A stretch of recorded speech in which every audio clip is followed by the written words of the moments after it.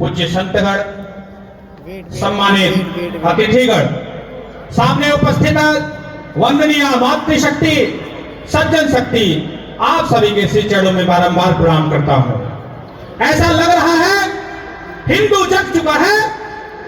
जब हिंदू जग रहा है तो सरूर देव नगरी के सामने बैठ करके अपने आध्यात्म को जगाने के लिए आज हम सब यहाँ इस महा आरती उपस्थित हैं, ऐसा प्रतीत हो रहा है। वास्तव में अब समाज जग चुका है, यह हिंदू जग चुका है। आज से 35 साल पहले जब हिंदू जगह था तो बाबरी ढांचा गिरा करके वहां अपने राम के अस्तित्व के लिए लड़ाई लड़ करके 35 सालों के बाद मेरे राम के मंदिर को खड़ा कर दिया। हम बड़े सौभाग्यशाली हैं, हमारे बुजुर्गों ने मंदिर को टूटते देखा था साहब। हम सौभाग्यशाली थे, अपने आंखों से इसी शरीर से हमने अपने मंदिर को बनते देखा है। हमसे बड़ा सौभाग्यशाली दुनिया के अंदर कोई नहीं।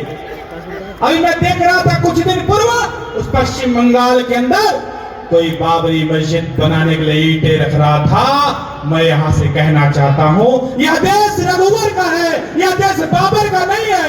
यह देश रघुवर का है, यह देश रघुवर का ही रहेगा। हम सबको जगना पड़ेगा। हम हिंदू हैं। हिंदू यानी क्या?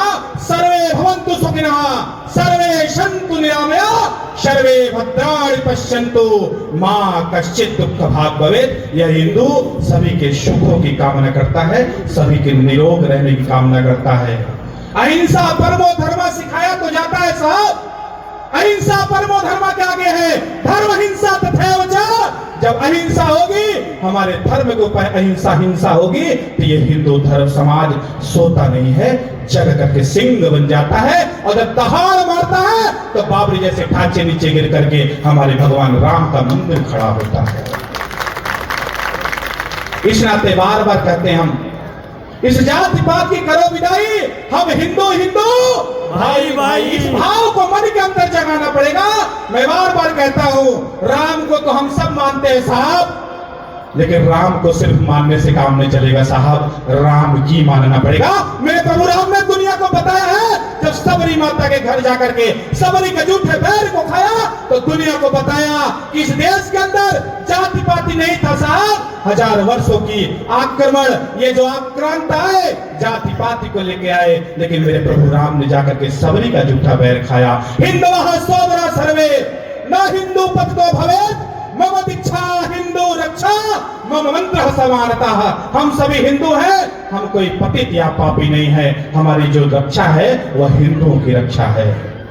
हम ब्राह्मण से निकले बाहर, हम क्षत्रिय से बाहर निकले, हम वैश्य से बाहर निकले, हम अनुसूचित समाज से बाहर निकले, हम एक मां के पुत्र हैं। वो हमारा भाव क्या है? वह हम हिंदू हैं। इस भाव को जगाना पड़ेगा, समाज को निकलना पड़ेगा आगे, और समाज को संगठित होकर के इस भाव को जब लेकर चलेंगे, तब जाकर के राम राज्य की कल्पना साकार हो गई।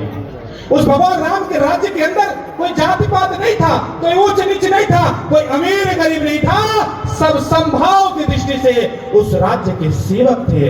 हमको भी यही बनना पड़ेगा, नहीं तो आने वाला कल हमें क्षमा नहीं करेगा। मैं बार बार कहता हूं, इस भारत के अंदर बड़े षड्यंत्र चल रहे हैं। लव जिहाद इस पहाड़ी क्षेत्र के अंदर मैं देखता हूं आए दिन कुछ न कुछ घटनाएं घटती हैं। इस नाते मैं कहता हूं, जो सामने माताएं बैठी हैं, आप किसी सती सावित्री अपाला दुर्गा विदुषी से कम नहीं है। आप चाहे तो राम को जन्म दे सकती हैं, आप चाहे तो शिवा को जन्म देती हैं, क्योंकि परमात्मा ने आपको जो ताकत दिया है वो ताकत किसी को नहीं दिया। इस नाते आपको खड़ा होना पड़ेगा, अपने बच्चियों को रानी लक्ष्मीबाई बनाना पड़ेगा, अपनी बच्चियों को माता जानकी बनाना पड़ेगा। उस रावण की महल में मेरी माँ थी, लेकिन रावण को हिम्मत नहीं हुआ मेरी माँ को छू ले, क्योंकि उस माँ के अंदर वो तेज था। इस तेज को अपने परिवार के अंदर, अपनी कन्याओं में, अपने बेटियों के अंदर भाव भरना पड़ेगा। ऐसे जिहादी हमारी बच्चियों पर आंख उठाकर नहीं देख सके। इस लव जिहाद को रोकने के लिए आप सबको खड़ा होना पड़ेगा। वो लैंड जिहाद, वो दुकान जिहाद, वो चिट्टा जिहाद, ये जितने जिहाद है, ये हमारे धर्म को समाप्त करने के लिए, हमारे हिंदुत्व को समाप्त करने के लिए ये एक प्रकार का कीड़ा है। इस कीड़े को पकड़ना पड़ेगा। अभी महाराज जी ने कहा कि दो से काम नहीं चलेगा, हम दो हमारे दो, इस नारा को भुला दीजिए, नहीं तो आने वाला कल हमें क्षमा नहीं करेगा। एक जिहाद और चल रहा है, ईसाइयत। कुछ लोग आते हैं कुछ बोरी चावल पैसा लेकर के हमारे समाज को बरगला करके ईसाई बना के चले जाते हैं। लेकिन हमारा क्या कर्तव्य साहब? हमारा भाई, हमारे पड़ोसी वो ईसाई बन गया, उसने अपने सामने एक क्रॉस टांग दिया, कह दिया मैं यीशु मसीह को मानता हूं। अरे भाई साहब, कैसे अपने पिता को, अपनी मां को कौन बदल सकता है? इसको रोकना पड़ेगा, क्योंकि इस देश के अंदर हमारे पूर्वजों ने धर्म की रक्षा के लिए अपने प्राणों की आहुति दिया है। दादा ने भी दिया है तो पोते ने भी दिया है। हमारे नवे गुरु तेग बहादुर जी, जब उनको याद करते हैं शरीर कांप उठता है। आज से 350 साल पहले गुरु तेग बहादुर जी ने इस धर्म की रक्षा के लिए, इस शिखा, इस जनेऊ, इस तिलक की रक्षा के लिए अपने प्राणों की आहुति दिया, अपने शीश को कटा दिया। तब ये भारत खड़ा है, तब ये सनातन खड़ा है। इतना ही नहीं, उनके पोते साहिबजादे जोरावर सिंह, साहिबजादे फतेह सिंह, गुरु गोविंद सिंह महाराज जी के 4 साहिबजादे थे। 2 साहिबजादे चमकौर के युद्ध में समाप्त हुए, 2 साहिबजादे बचे, साहिबजादे जीवित थे जिनका नाम था साहिबजादा जोरावर सिंह फतेह सिंह। उम्र थी 7 साल 9 साल की। मुगलों ने कैद करके अपने दरबार में बुलाया, फरमान सुनाया कि तुझे इस्लाम धर्म स्वीकार करना पड़ेगा। साहिबजादों ने ललकार के कहा, हे मुगल शासक, ये तेरी बात मेरे भेजे में घुसती है। जिस तरह मेरे दादा ने, मेरे परदादा ने अपने जीवन की आहुति दिया है इस समाज को, इस धर्म को बचाने के लिए, इस नाते तेरी बात मेरे भेजे में नहीं घुसती। मैं जिस धर्म में जन्म लिया हूं उसी धर्म के लिए मरूंगा। फरमान सुनाया जाता है उनको, इनको ऐसी मौत मारी जाए इनका खून भी न दिखे। खींच करके लाते हैं दोनों साहिबजादों को। जरा विचार करिए, साहिबजादा 7 वर्ष 9 वर्ष का वो बालक, क्या होगा उनके मन के अंदर? लेकिन गरज करके खड़े होते हैं, उनको खींच के लाते हैं दीवार की तरफ। जिंदा दीवार उनके सामने लड़ने लगती है। जोरावर जोर से बोला, फतेह सिंह शेर सा बोला, रखो ईंटे भरो गारे, चुनो दीवार हत्यारे, पिता दशमेश की जय हो, हमारे धर्म की जय हो, हमारे देश की जय हो। दीवार खड़ी होने लगी साहब। जब छोटे साहिबजादे के गले तक दीवार आई, बड़े साहिबजादे के सीने तक दीवार आई, तो बड़े साहिबजादों की आंखों से आंसू गिरती है। छोटे साहिबजादे के सर के ऊपर, छोटे साहिबजादा ऊपर देखते कहते, भैया तेरे आंखों में आंसू, तुझे डर लग रहा है क्या मौत से?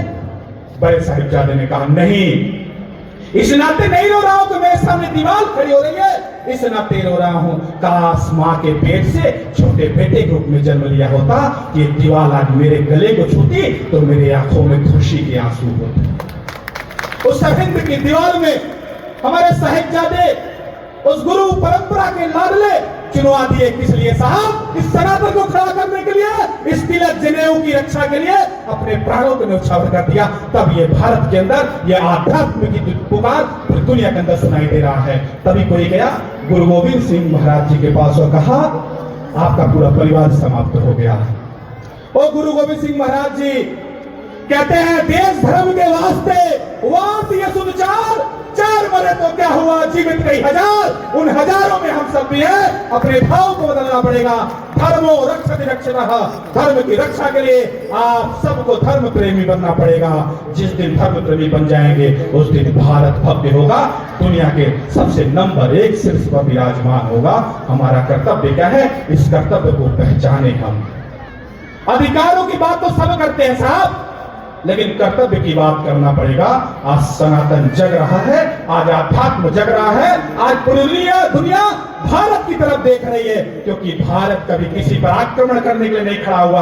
भारत ने कभी नहीं कहा किसी देश में विजय प्राप्त करना है। जब भी भारत निकला है तब तक किसी न किसी देश को कुछ न कुछ दे करके आया है, क्योंकि भारत ने कहा है विश्व गुरु, हम किसी पर विजय प्राप्त करने के लिए जन्म नहीं लिए हैं साहब। इस नाते हम सबको यही भाव मन के अंदर इस आरती के माध्यम से अपने भाव को जगाना पड़ेगा। सिर्फ आरती करके जाने से काम नहीं चलेगा। जब तक आपके अंदर वो सती सावित्री अनुसुईया चंद्रशेखर राजा शिवाजी महाराज का भाव नहीं जगेगा, ऐसे हजारों आरतियां होती रहेंगी, उसका कोई रिजल्ट नहीं निकलेगा। इस नाते उस परिणाम को प्राप्त करने के लिए हम सबको उसी भाव के साथ निकलना पड़ेगा। तो निश्चित कल आने वाला जीवन, कल आने वाला समय हमारा ही होगा। मैं बार बार लोगों से आग्रह करता हूं, कुछ बने न बने साहब, राम की गिलहरी जरूर बन जाएं। वो प्रभु राम की गिलहरी कौन थी? जब प्रभु राम रावण पर विजय प्राप्त करने में समुद्र में पुल बना रहे थे, उस पुल बनाने में सब लोग लगे थे, एक गिलहरी भी थी। वो जाती थी समुद्र में, अपने शरीर को गीला करके आती थी, रेत में लोटती पोटती थी और ला करके उस रेत के कड़ों को, उस पुल के दरारों को भरने का काम करती थी। प्रभु राम ने उसको बुलाया, पूछा तू क्या कर रही है? गिलहरी ने कहा, हे प्रभु मेरी माता जानकी जल्दी छूट जाए, इस नाते मैं भी अपना योगदान दे रही हूँ, ये पुल जल्दी बन जाए। भगवान राम जी ने कहा कि तेरे रेत के कण डालने से पुल नहीं बन जाएगा। गिलहरी ने बड़ा सुंदर जवाब दिया, कहा हे मेरे राजा राम, मुझे नहीं पता कि मेरे रेत के कण डालने से पुल बनेगा कि नहीं बनेगा। इतिहास के पन्ने में जब लिखा जाएगा पुल बनाने वालों में कौन कौन थे, मेरी पीढ़ी मेरा नाम लेके तर जाएगी, तर जाएगी, तर जाएगी। हम सब की क्या गिलहरी बन करके आने वाली पीढ़ी को एक अच्छा भारत, एक अच्छा जम्मू कश्मीर हम दे सकते हैं।